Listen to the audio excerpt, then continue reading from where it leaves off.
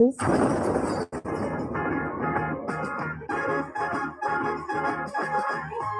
the JR Show from Studio the American General Media Complex, on air at News Talk 90 AM 1180 KERN, online at kernradio.com. Now, here is your host, JR.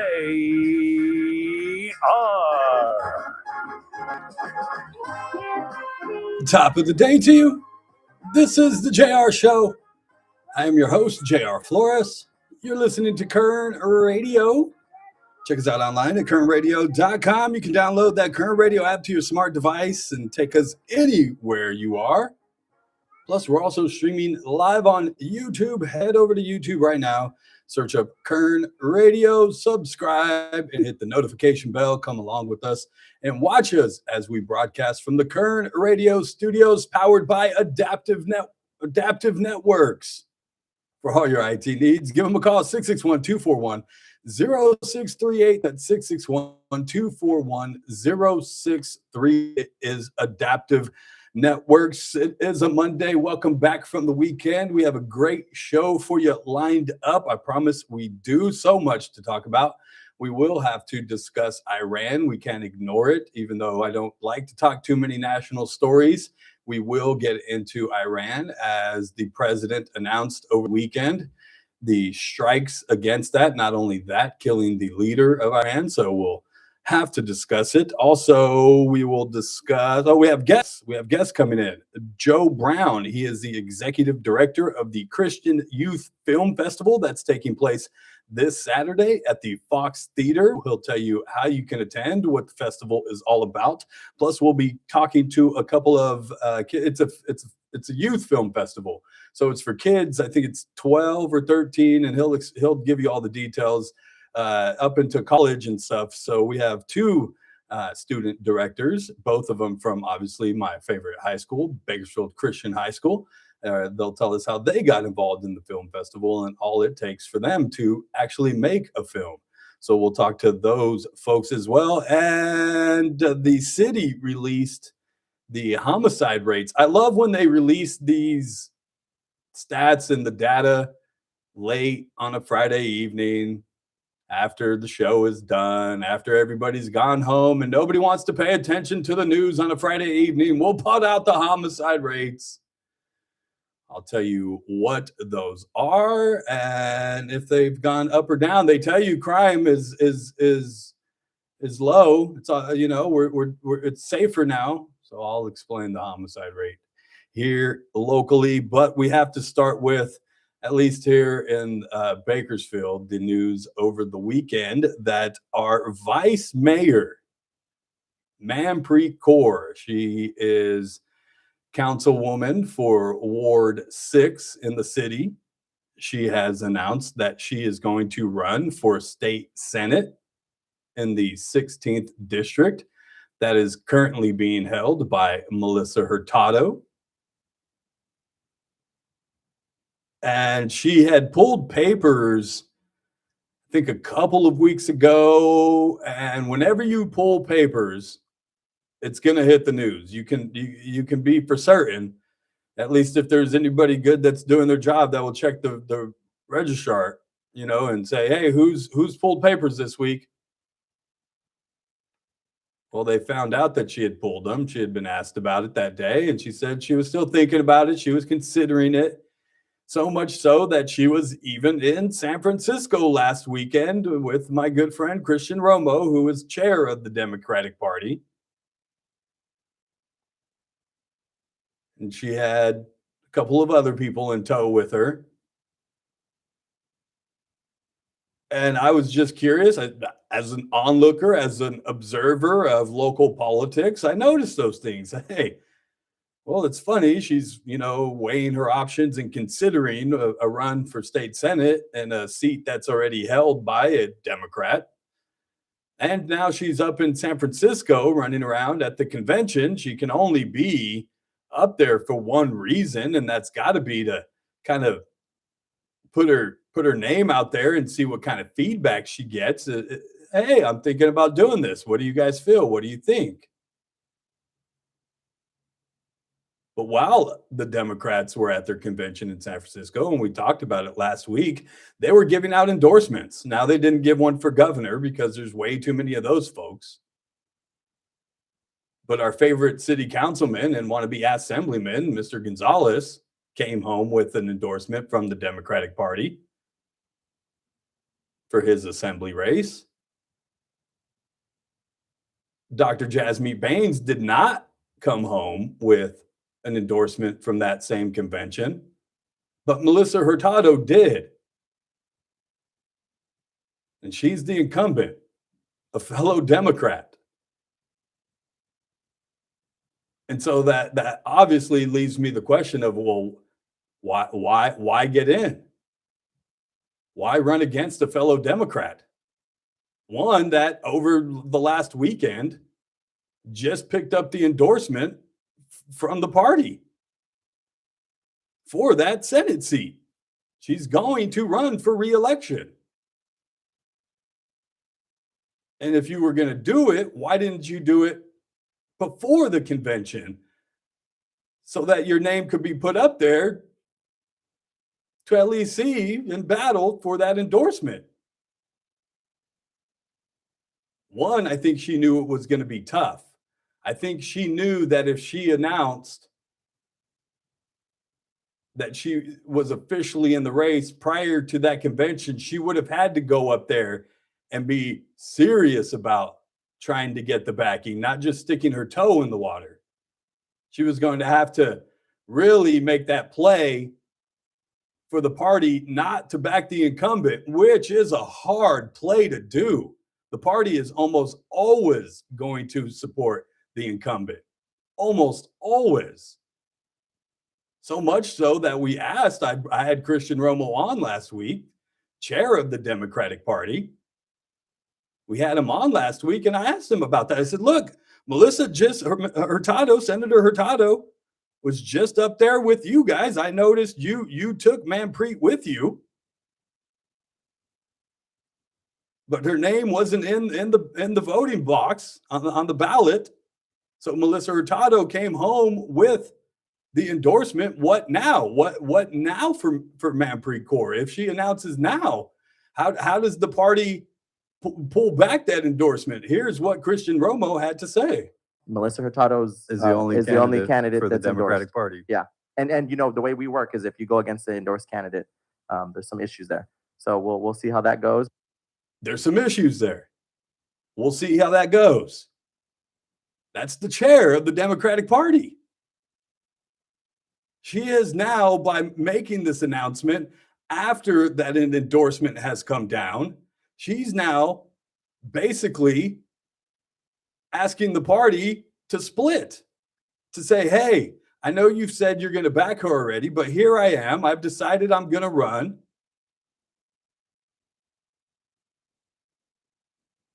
And she's split, at least not at the state, here locally. She's put people in the position to where now they have to decide who are they going to. Well, if you belong to the Democratic Party, you have to decide. The curious thing, again, just as an observer here, I just not that I have any inside information or any of that, just looking at it. Just looking at her announcement yesterday. She was at a park and she had supporters there. But for me, it was who wasn't there. And maybe I didn't see all of the pictures or all of the video. I know a lot of people were, and I saw who was posting pictures and who wasn't posting pictures. I saw who was in pictures and I saw who wasn't in pictures. Somebody else, if you saw a picture with any other city councilman at her announcement, please let me know. Eric, Arias, were you in attendance at Manpreet Kaur's announcing to run for state senate? Andre, who's a fellow candidate, didn't see him there. And you know he posts pictures at everything he's at. Everything. My dude shows up for coffee for 5 minutes. He's got more pictures. You'll think he was there for half a day.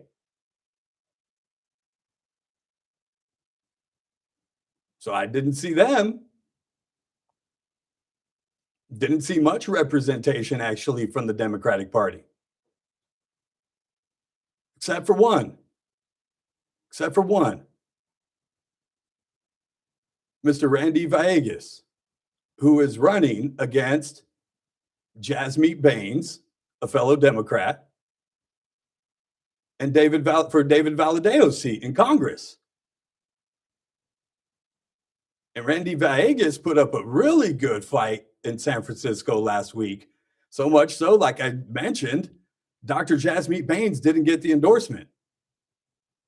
So then why wait? Why wait till after to make that announcement? Did she know that it was going to be bad, that if she made that announcement, put her name in the endorsement ring, and Melissa Hurtado gets the endorsement 85% to 15%, that would basically end her campaign before it even gets started?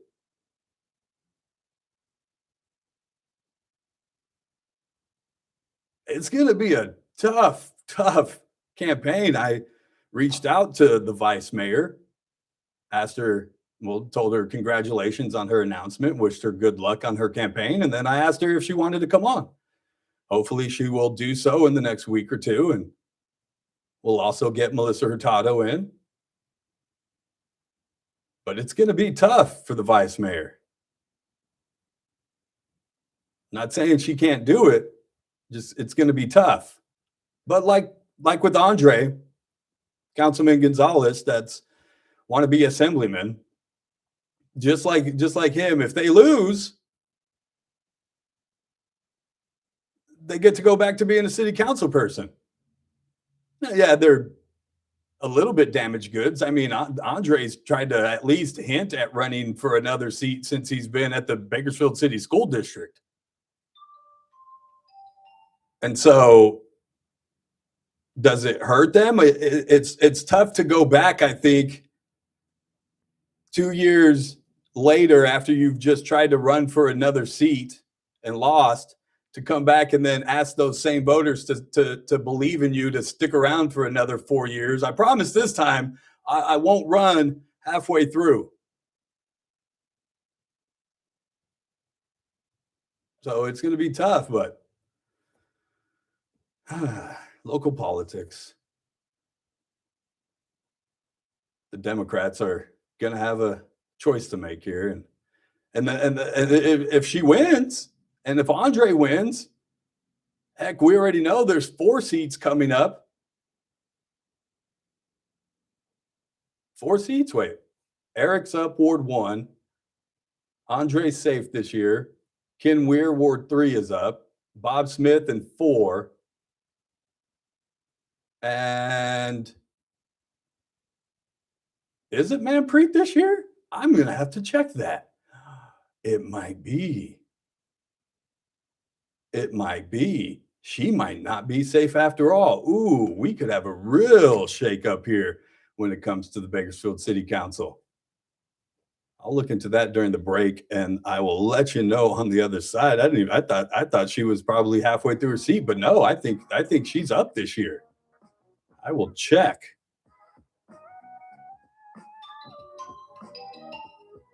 Thank you, Kathy Abernathy. Manpreet is up this year.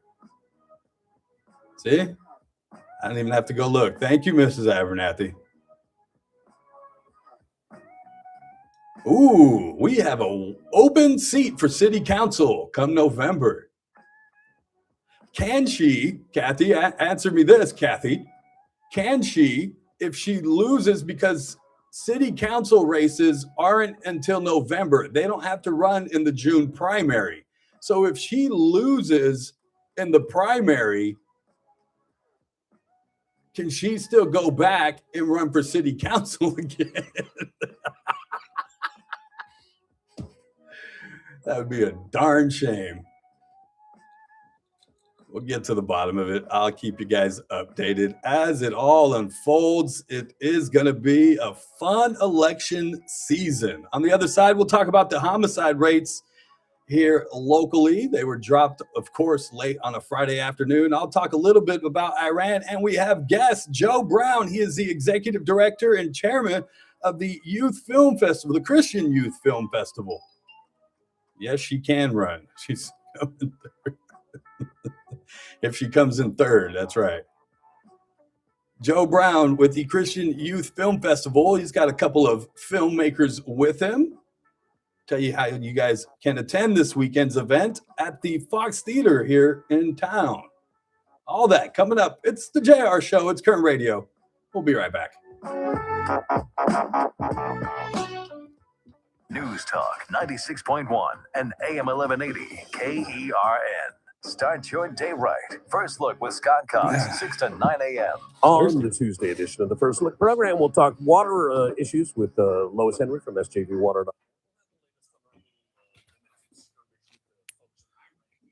Did you guys have a good weekend? Has Dolores Huerta endorsed Manpreet? They have been side by side in the last year. They have been, Stephen. And I thought she was going to run. I initially thought she was going to run for Congress. I thought she was going to run into the Valadeo seat. But it turns out no.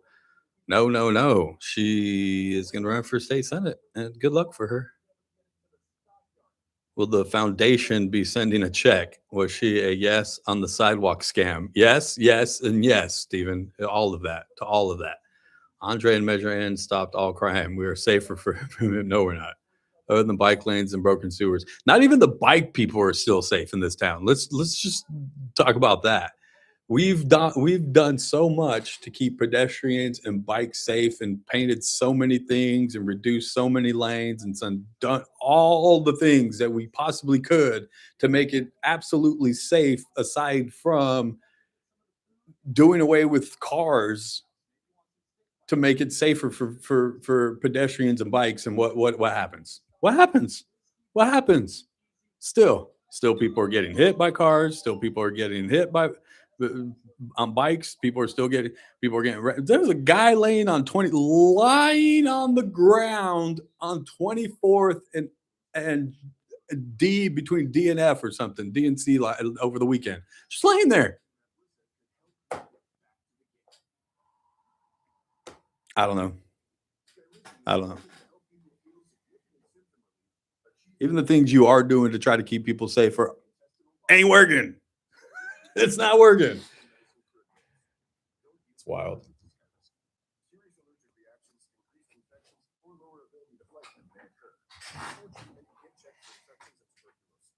Tell your doctor about any flu-like symptoms or vaccines. Liver problems leading to hospitalization may occur when treated for Crohn's or ulcerative colitis. It's crazy fulfilling. Learn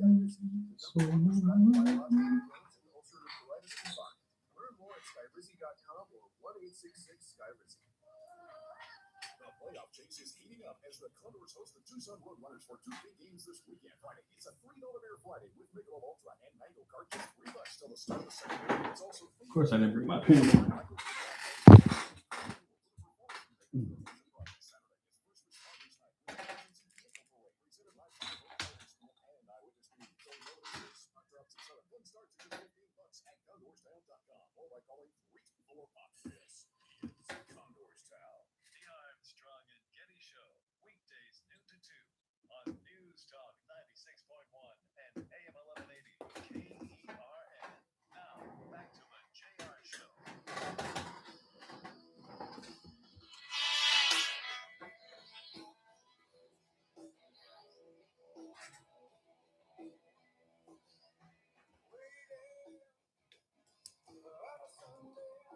Welcome back.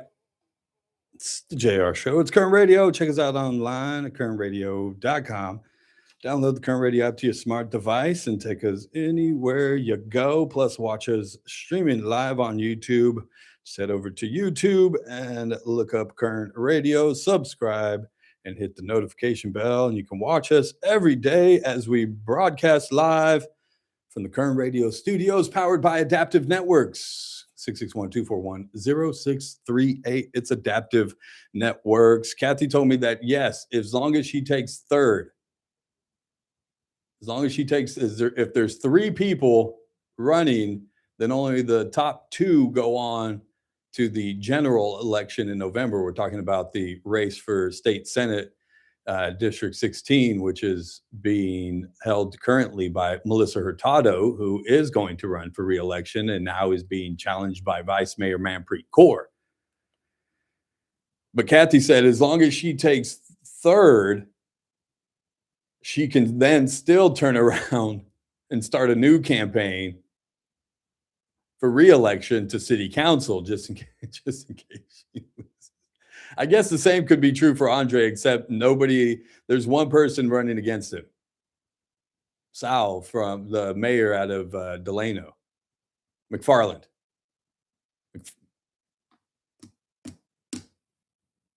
One of those outlying communities. See, and I'm still torn. The reason I can't remember the guy's name is because we kind of want Andre to win around here.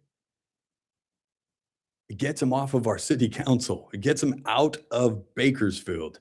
He's up in Sacramento where his vote does not matter. He's one of a super majority where they don't even need him to vote. It's perfect for Andre. Barely has to show up, which, by the way, I ran into a buddy at Woolworths earlier. I was having lunch with a different friend and ran into a different friend. And we were having a conversation about local politics. And I mentioned how Ken Weir now is showing up to all of the meetings. Remember, he missed half of last year. He's showing up to all of them. But now who has surprisingly been absent from at least 2 meetings this year already? Andre Gonzalez. Well, because he's running for assembly and ain't got time to show up for city council meetings. And that's fine. Go to Sacramento. It's hard for me to say it, but I almost just want him to win. Just so he'll be out of our hair. Then we can hopefully take that seat back and get somebody in there that has better leadership skills, at least. I like Andre's. He's good person. Nice human being. But just a poor leader. Just a poor leader. And so it could be a big shakeup this year. Like I said, he'll be out. He'll have to be a special election for his seat. Eric Arias is going to have to run for re-election. Bob Smith is running for re-election. Ken Weir is running for re-election. And now we'll try to figure out who's going to throw their hat. I'm sure they have somebody. The people that are supporting Manpreet Kaur already have it figured out who to sit in that seat. And I wouldn't be surprised if it's a very similar last name to the person sitting in that seat right now. I'll just say that. I don't know. I do know. I do know who encouraged Manpreet Kaur to run.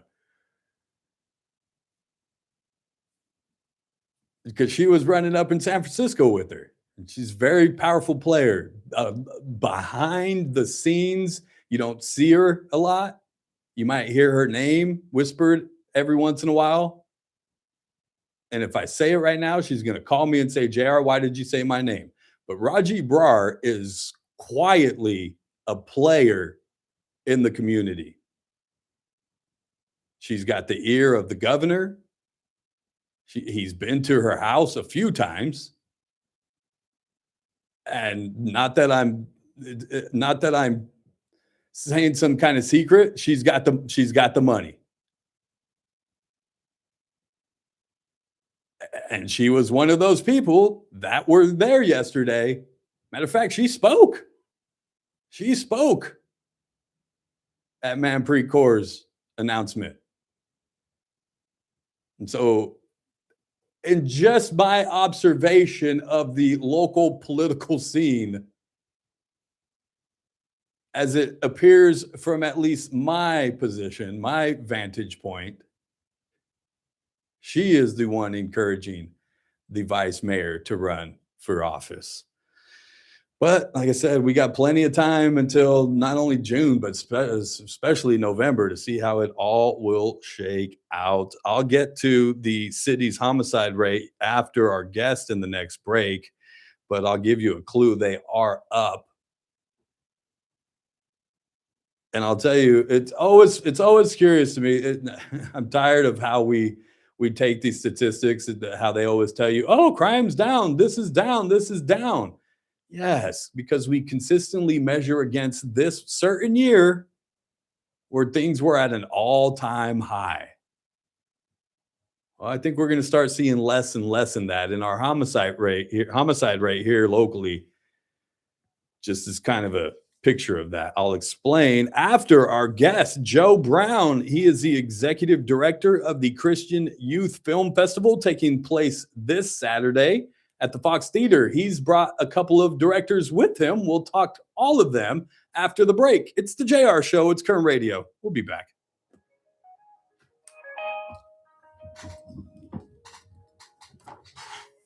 Got to do a transformation here, you guys. Big transformation.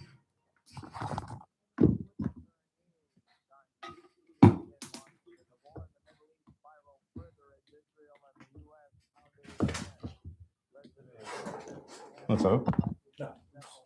I'm going over here. Yeah. Unless you want to try this, Mike. Unless you want to try this, Mike. No, we're good that way.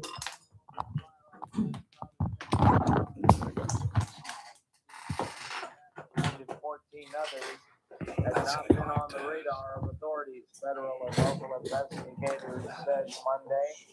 The FBI and police in Austin said it's too soon to identify the motive behind the mass shooting early Sunday. The FBI said it is being investigated as a potential act of terrorism. On Wall Street, about up by 73 points. This is SRN. From the KERN newsroom, your live and local news update on News Talk 96.1 and AM 1180 KERN. I'm Chris Davis. Yeah, You're paying $4.58 on average for a gallon of regular across the state, and that's the highest price in the country. With the attack on Iran, oil experts predict the price of crude oil could go up, and that would have a direct impact on what you pay for gas. And then I lowered it down to that. Depends on how long the fighting lasts, says Gas Buddy. In Bakersfield, the gas is cheaper, with the cheapest at a station on Ming Avenue for $3.83 per gallon. Congressman Vincent Fong says he's willing to try and help get Delilah's law passed, saying he will sign on to co-sponsor the bill that would make it illegal to issue a commercial driver's license to anyone here illegally. It's named for Delilah Coleman of Bakersfield. I'm Chris Davis in the KERN newsroom with news every half hour and when it breaks on FM 96.1 and AM 1180 KERN. News Talk 96.1 and AM 1180 KERN.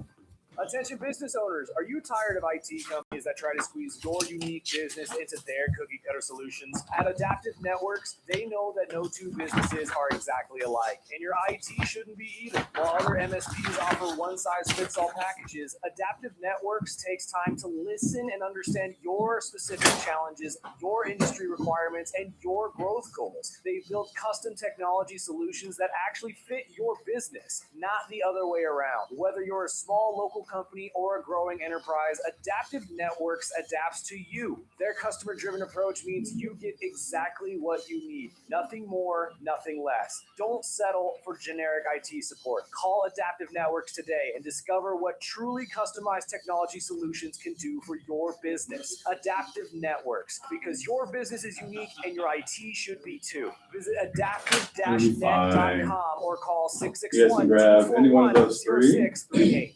The Ralph Bailey Show, weekdays from 3 till 6 p.m. It's that man again. What's coming up on the Monday TRBS? At the Abernathy. It's fine. It's fine. You do? You guys? Or didn't you do the film festival before? Yeah. Red carpet, flashing pictures, all that stuff, right? It's the same thing. Same thing. You guys are fine. That is so much fun. I do so many photos in that. If you want to swing in this way, then you'll be in our shot, and that'll be perfect. Oh, there's a shot.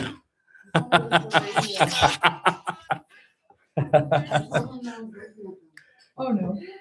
Wait, what's the camera? Oh, no. Welcome back. It's the JR Show. It's Current Radio. Check us out online, currentradio.com. You can download the Current Radio app to your smart device. Take us anywhere you are. Plus, as they just found out, you can watch us streaming live on YouTube. That's right. Head over to YouTube, search up Curtain Radio, subscribe, hit the notification bell, and you can watch us in all of our glory. Even when we have our guests in studio, we have with us Mr. Joe Brown. He is the executive director of the Christian Youth Film Festival that's taking place this weekend at the Fox Theater, and he's brought some former or current directors with us, right? Current directors, Zoe Busby. Which one of you is Zoe? That's you. And then we have Serena Garcia. Is that you? All right. And welcome to the show, everybody. How's it going? Thank you. Thanks for letting us come in. Yeah, no, of course. I love it. I'm a Christian, so obviously I also want to support. And I noticed you ladies are from Bakersfield Christian High School. I might be a little biased just because I don't know. I have an Eagles cup in front of me. And then we have, I don't know if you look back there on the table, there's also a foam finger back there that says Eagles, Bakersfield Christian High School, #1.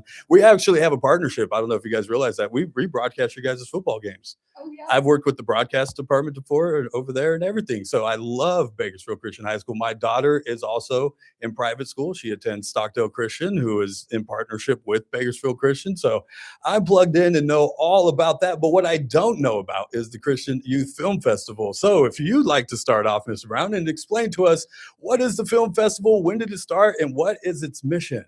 I'd be happy to start. Yeah, our mission, let's start there. Okay. Is that we want to encourage and equip young people to make excellent movies filled with faith, hope, and love.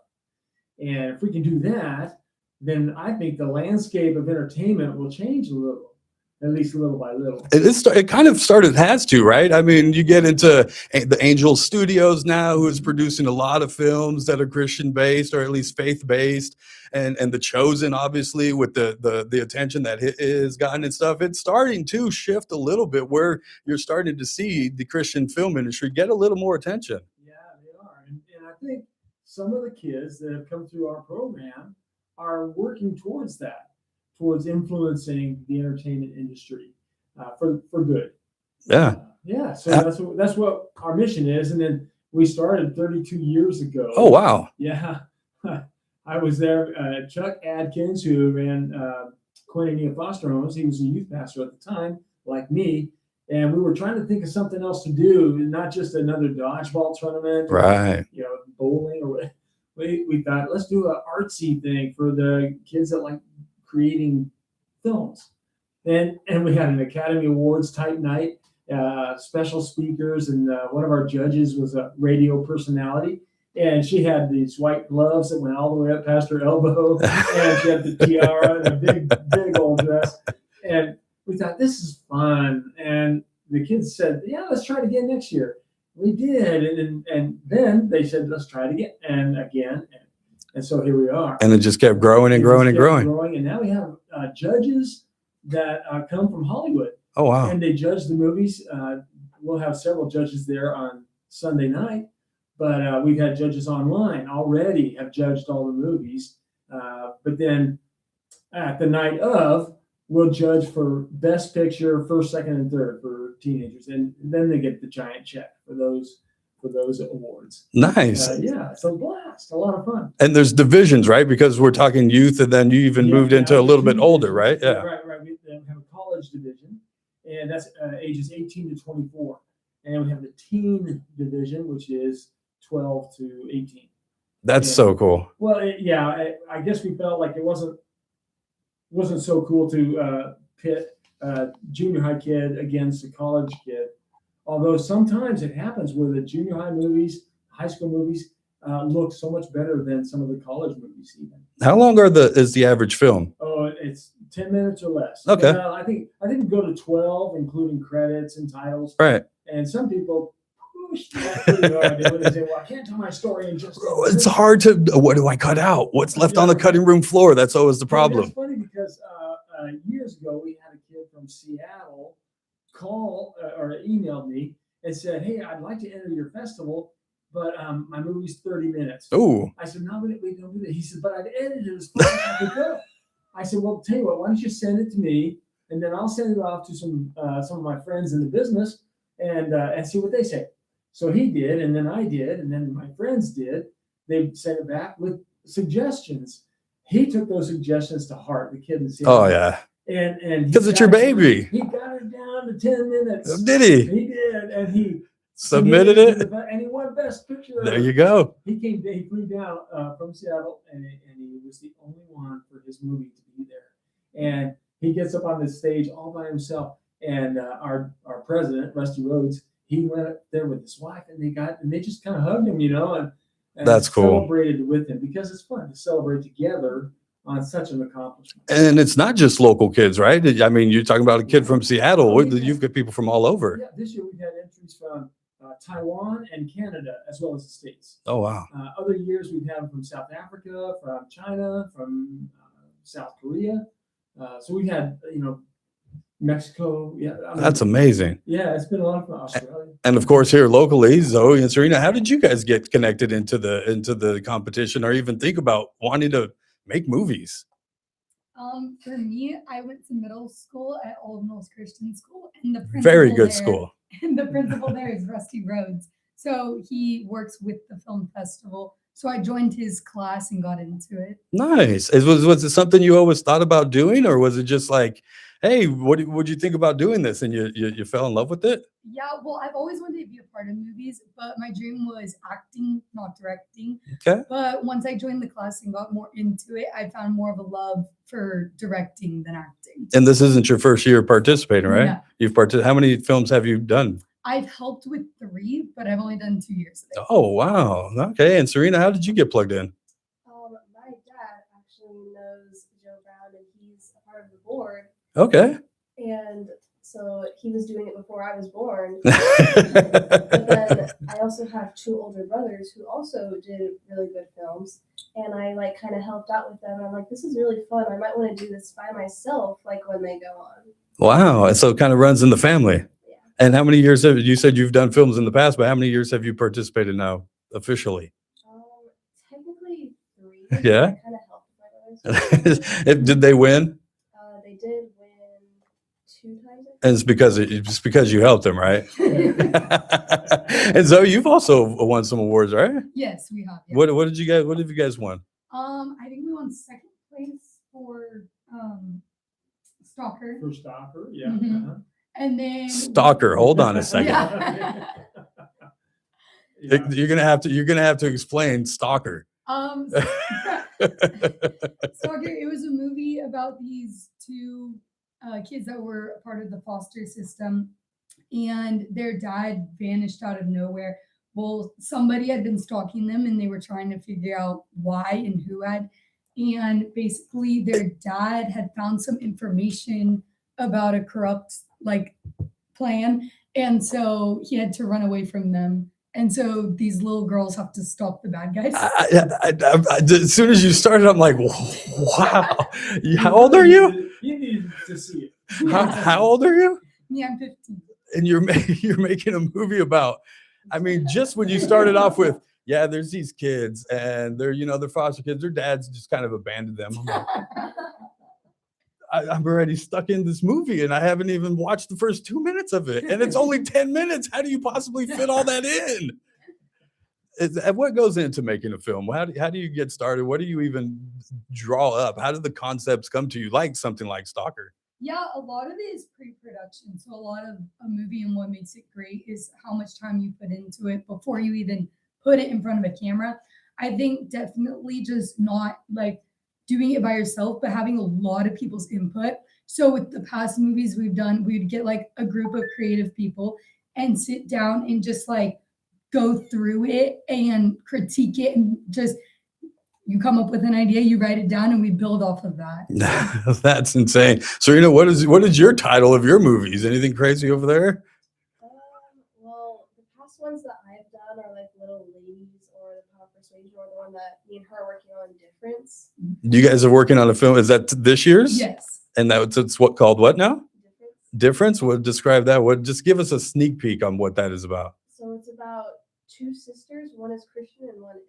Ooh. Oh. Family drama. I like that. Brother against brother, he said, will happen. No, that's awesome, you guys. And so tell us when this takes place. It's Saturday, right? At the Fox Theater? No, it's not Saturday. No, it's not Saturday. It's What's Sunday. today? Oh, Sunday. Sunday, March 8th. Okay. And you can come as early as 3 o'clock. And then there'll be a matinee screening for about 5 movies. And then we'll go into a special VIP package where there's dinner and special guest speakers. And then at 6 o'clock, the real show starts. The evening screenings, we'll see the rest of the movies. How many movies do we have this year? 19. 19 movies. 22 entered. Wow. 3 just didn't quite qualify. And then Too long, huh? They didn't want to cut their movies. No, they were good. They were good. They just didn't fit our. Yeah, what you guys' theme, right?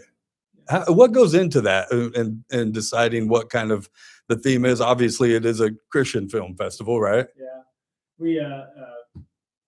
we require that all students that are making a movie, that their movie align with a biblical worldview. Right. A lot of students don't understand that. They don't understand how do you build a story.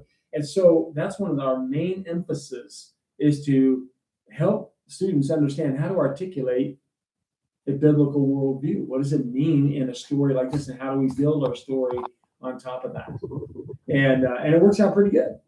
The kids seem to enjoy that. They seem to putting movies together, not just watching the movies. And that's what's important. Like you said, it's influencing people. It's because there's a lot of stuff out there for kids to watch and be able to just go off and do all sorts of kinds of things. So think about it, Jared. Movies have power. Yes, they do. They can last decades. They can last. I mean, if I said to you, I don't think we're in Kansas anymore, Toto. You would know what movie that's from, right? It's The Wizard of Oz. And that movie is. I'm looking at going to buy tickets at the Sphere for that. And why not? Yes, that would be awesome. I want to take my daughter. I'm like, yeah. That movie's 100 years old. Yeah, yeah. So that's power to communicate like that. And if we fill our movies with faith, hope, and love, that power goes out to the audience or the mission field, if you want to look at it that way. The entertainment industry is the largest mission field and most influential mission field in the world. It is. And so why not? The doors are open. I mean, there's all kinds of other movies paving the way.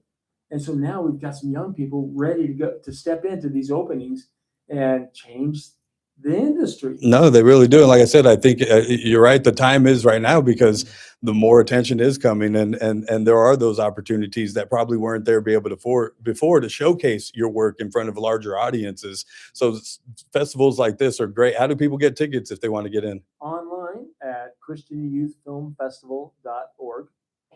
They could buy tickets at the door, or they could pull me over to the side of the road and buy some tickets out of my truck. You said there's a VIP option, but also general admission, right? Yeah. Yes, there's a VIP option, and that's $75 a ticket. The general option is $10 a ticket, $5 if you're under 12. And youth workers, now I don't want to let anybody know, it's just between you and me. Just between us. Youth workers get in free. That's teachers, youth pastors, anybody that works with young people. I want to honor them and their sacrifice and their work that they do. And so I say, let's let them in free. That's so awesome. Yeah. That's so awesome. Family too. Again, that's happening this Sunday, March 8th over at the Fox Theater. How do they get tickets again? One more time online? ChristianYouthFilmFestival.org. Or they can just show up the day of on Sunday and just buy tickets right there. You guys get out there. Even if you general admission, it's only $10. Support these kids. They're doing some great, great films. I'm going to show up and see you guys. I want to watch these films that you guys are talking about. I want to watch the past film that you guys also made. If you guys can get me a copy of that. I'd love to see that one. I was crying and I didn't even see the movie. I'm like, oh my gosh, these kids, you can't be serious. What? And then now there's a stalker.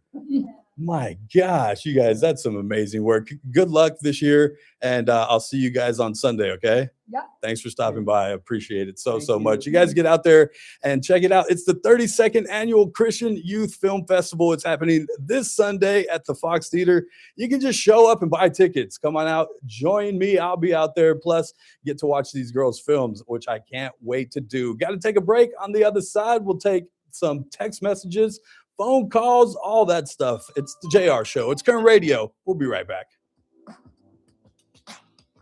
Chris Orr says hello. Oh, yeah. He just texted right now and said, tell Joe that.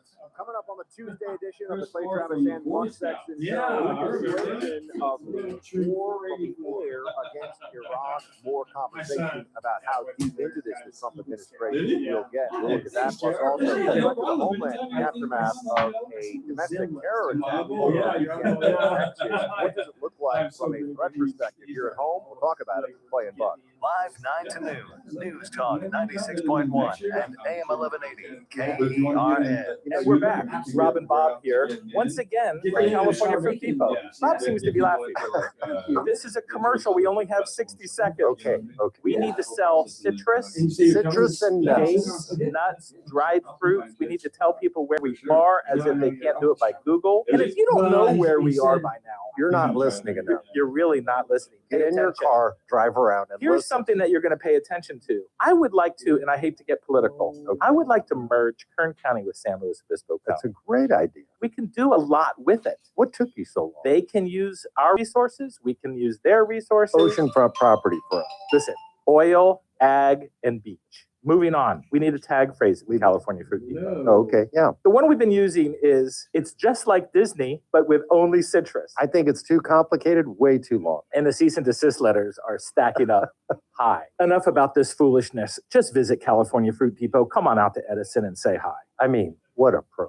Hey folks, Scott Cox here for King Door Company. I had my garage door installed over 20 years ago and it still works like the day it was installed. So I know all about King Door's quality products. But let's talk service. At King Door Company, it's an obsession. Whether you're having your garage door installed, serviced, or repaired, you can count on King Door Company to do it right. And it all starts with training. All King Door techs have been through the King Door Academy, an on-site training center where technicians study the very latest in garage door technology so that when they show up at your house, they have all the experience and product knowledge they need to take care of your garage door. They really are the state of the art. And when you pair that expertise with King Door's legendary customer service, you get a service experience that can't be beat. So whether you need a new garage door or just service on an existing door, No, it's me. I regardless pulled of my who headphone built or out. installed it, count on the pros at King Door to do the job right. Just call 397 I scared you, I know. That's what I was like, it's good. King Door Company, the company with the pride of a life. We've all been there. Sleepless nights, wondering Like, if dinner! this security system is really protecting what matters. But they allow Nice us to reaction put time. security insecurities to bed. Our advanced technology and personalized support ensure you can rest easy knowing we're here for you. Bailalarm.com. The Armstrong and Getty Show, weekdays 2 to 2 on News Talk 96.1 and AM 1180 KERN. Now, back to the JR Show. I'm so lonely. Custom Case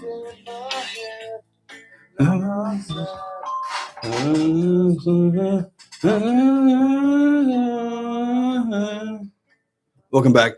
It's the JR Show. It's Kern Radio. Check us out online, kernradio.com. Download the Kern Radio app and check us out streaming live on YouTube. Go over there, search up Kern Radio. Plus, we're on social media. Find us on Facebook, Instagram, and X. The same way, just look up Kern Radio 661-842-5376.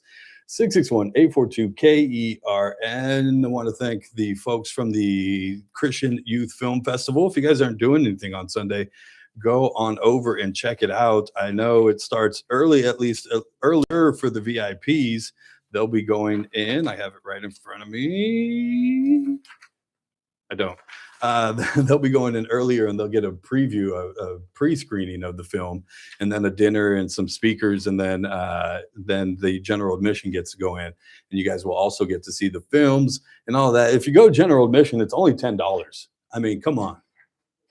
Just go after church. You're still dressed in your church clothes. Some of you that go to church at least dressed in church clothes, and bring your Bible with you. But just from there, just head on over to downtown, get some lunch in the area, then go to the Fox and watch a couple of good-hearted family films. 661-842-5376. Do we have anything on the text board, sir? Just one here. What's that? Johnny Olaguez said on Facebook that he's going to announce soon that he's running for county supervisor. County supervisor. I've had conversations with this person that you speak of? Is that Last name correctly? is that Johnny Olaguez? I believe Olaguez. Good-hearted dude. I don't agree with him on a lot of things, but that's fine. And there's some things that we do agree on, and that's good too. And that's what, if anything, that thing's gonna keep going off. Give me a second. Let's reach all the way across here. Don't worry, Chris. Not you, Chris. The other Chris. Or he said hello too. Thank you. He's a great guy. Chris Orr wanted me to tell Joe. He said hi, and Joe said hi back. Chris. What was I saying now? Oh, Johnny Olaguez. Johnny Olaguez. I don't agree with him about on a whole lot of things. Some of the things he's pretty radical about. I'll just be real with you guys. And other things he's looking into that I'm like, yeah, I agree with you. There's some shady stuff going on right there. We probably should look into that. And so, but just like with everybody, I don't plan to agree with you all of the time on everything. If you do, you got problems. I was out last week and somebody told me after the mayor's ball, we were hanging out and they were like, JR. So what's that? I said, I disagree with you on a whole lot of things. I said, oh yeah, well, okay. I said, but you know what? I could tell you that. And you're still cool. Like you can still be like, yeah, okay. Good. I'm glad that we disagree on things. That only makes it for a better discussion and for better ideas to come out of that. We've lost that a lot. And so I'm glad when people that come up to me and say, JR, I don't agree with you, but I still think you're a pretty cool person and you get it. And I feel like I can talk to you about the things that we do disagree with, and we can still be cool and sing Snoop Dogg songs, and it's all good. And that's how it should be. And if I can't do that, and if I can't affect that on a national level, like I can sit here and talk about Iran, but I'm not getting, if I'm impacting things more on a local level, that's where I'd rather be. So I can sit here and tell you about Iran, and you guys will sit here and fight. It's whether if you hate Donald Trump, then you're out protesting today how it's terrible and keep your hands off Iran. And I can't believe you would, Iran didn't even do anything, and you'll get all those just because they hate Donald Trump. Why can't you say, yes, I just want to go out and ask people, can we agree on one thing? Can we agree on this one thing? Iran and the people that were running Iran were terrible, bad people.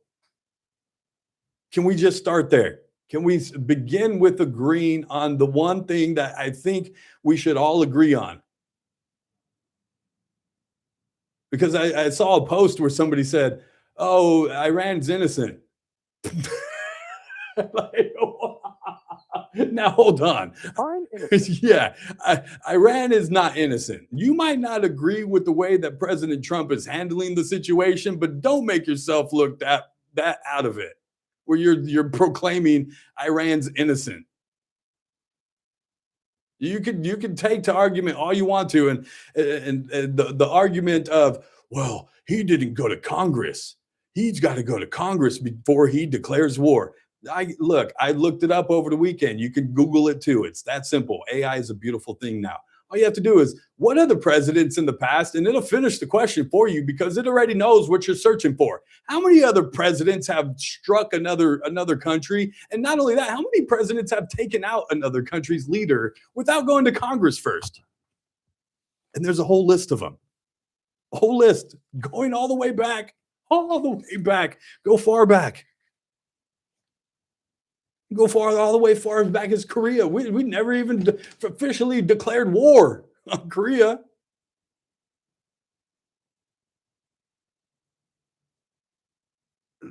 Do I need to get into Noriega? Please spare me the argument of he didn't go to Congress. You can make all sorts of different other arguments of why or how, but don't start pretending like Iran's innocent or no other president has done this before. Like he's somehow setting precedent that no other president has ever done this before. My gosh. Just stop. Let's just start where we all can agree. Iran is bad. Iran, the people that ran Iran? They're evil people. And I don't like to say that about people, but those were some evil people. Come up with a different excuse of why you hate President Trump, please. He declared that breathing is good for you today. You might want to hold your breath out there. Just saying. Saw the sheriff post that over the weekend. I thought it was kind of funny. I got to get out of here for the day. Make room for the Ralph Bailey Show. It's a Monday. Kathy Abernathy will stop by. Stay tuned. It's going to be a good week. We had a lot of guests. This is the JR Show. Lily, Dad loves you.